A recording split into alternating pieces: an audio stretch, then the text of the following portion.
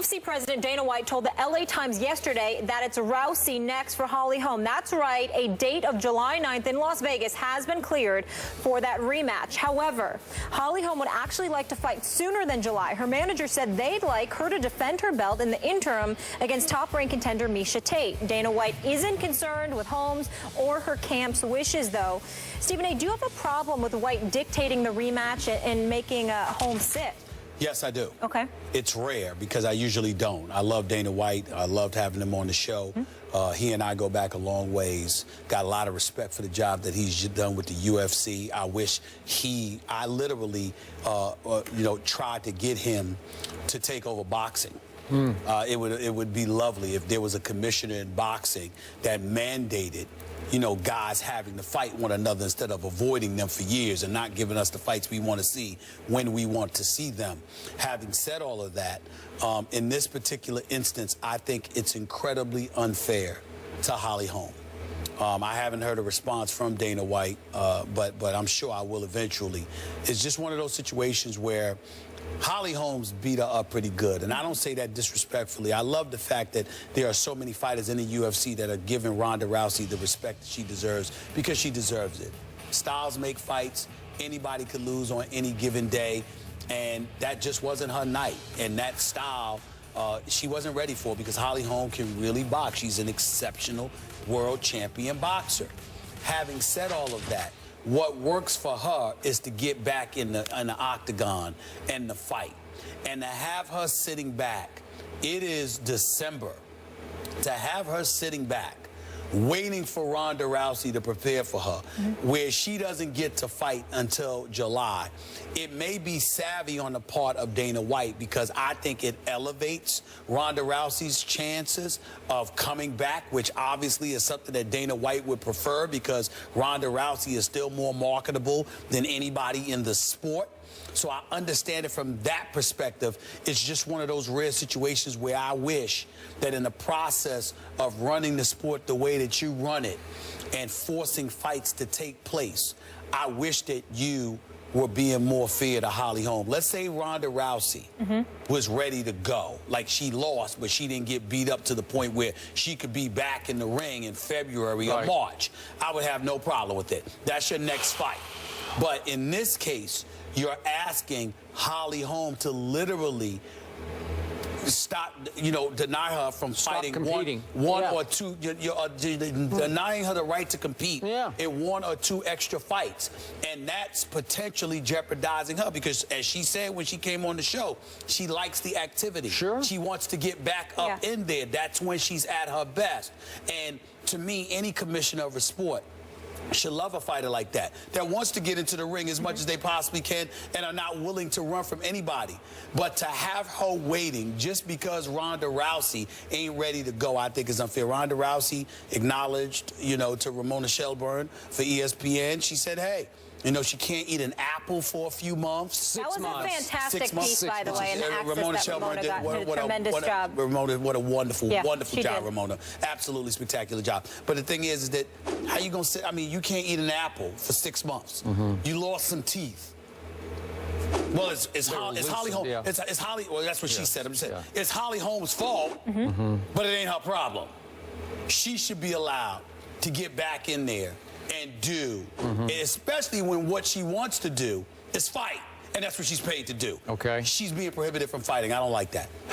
I don't either, but I find this terribly unfair to both fighters, because this underlines the fact for me that the weight of this entire sport is on one woman's shoulder. And I'm not talking about the women's side, I'm talking about men's and women's. The weight of an entire sport is on the shoulders of one Ronda Rousey.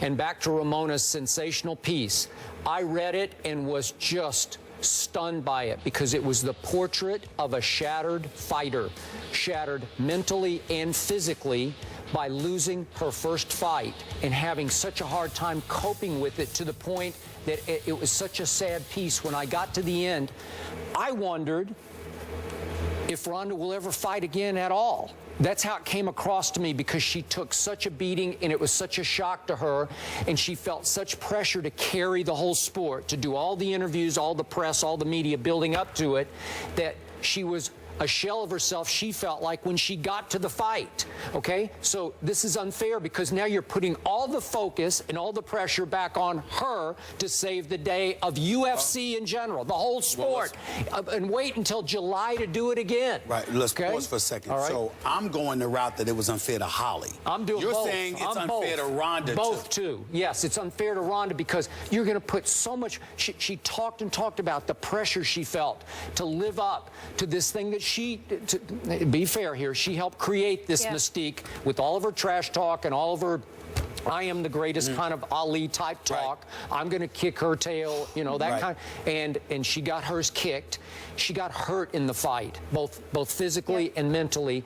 I'm not sure she'll ever I'm not sure she wants to do this again. Well, she's got other things she enjoys doing, although she said in the piece, what else am I going to do? Come back. I have to do it. I got it. Well, she got hurt. She got beat up. I watched the fight again last night. She got hurt real bad. But I don't think this is unfair to her. And the reason why I don't think this is unfair to her, you were an undefeated champion. And you are bad, you know what, except for that night. And now, I believe it would have been unfair to Ronda Rousey to say, when you come back, it must be against Holly Holmes 2 months from now. 3 months, oh, no, we don't want that. And obviously, a medical mandate, she got to take, as Dana White explained to us, she got to take 90 days. So we understand that. I guess what I'm saying to you is, I don't feel it's unfair to Ronda because you got the full 6 months to rehabilitate. Dana White just texted me. He says, quote, we wouldn't have another fight for Holly until June anyway. So it's less than a month longer. That's what he's saying. In other words, Holly would not have been able to fight. So it wouldn't even be like there's a winter fight until June. So Miesha Tate can't fight. Well, I don't know. I think he wants him to fight in UFC 200. But what I'm saying is that if Holly wasn't going to fight, wasn't going to be able to fight until June, then it debunks that argument. It knocks that argument. Dana's saying we wouldn't have, but it sounds like her manager has other plans. Like they would have another fight if it was their calling the shots. But here's one thing, though, and this is where it becomes difficult. Now, if they did fight and she fights Miesha Tate and Miesha wins, then it doesn't set up that big rematch. That's also an issue, too, though, Stephen A., when it's marketability and these huge stars is so important for the sport like boxing. Molly, when I was Miesha versus, I feel you, Molly, but here's my problem. Dana White knows that the kind of beat down that Holly Holm put on Ronda Rousey, it don't matter what Holly Holmes does to anybody else. Anybody's going to want to see that rematch. Because that's what happened, because it's about Rousey. You see what I'm saying? It's not two no-names and then it was upset. Rousey is the most marketable figure, and if nothing else, you can market the fact that this person is the one that beat her up. Now, boxing's different because boxing, being undefeated, having that elite record, and then all of a sudden being unblemished and whatever, that has a profound effect from a promotional perspective with most fighters. Not all, because Manny Pacquiao got put to sleep and he was still coming back and everybody was looking forward to seeing him with another fighter. They would have said, you're done after a knockout like that. But for the most part, when you lose, it damages you in boxing.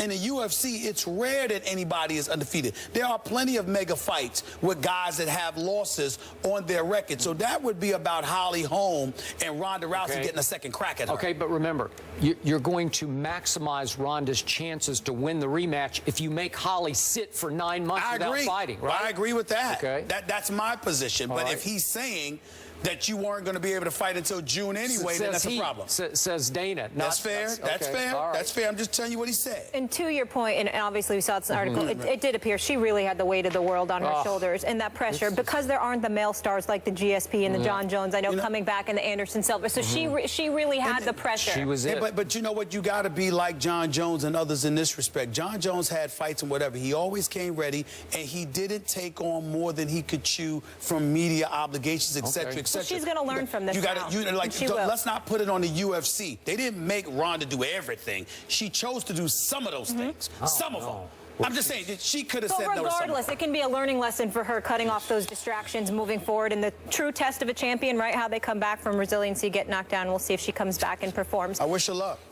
Meanwhile, coming up after the break, LaShawn McCoy goes off on Chip Kelly during comments with the media yesterday. One Bills great says, cool it, Shady. We'll tell you who that was when we return. Stay here.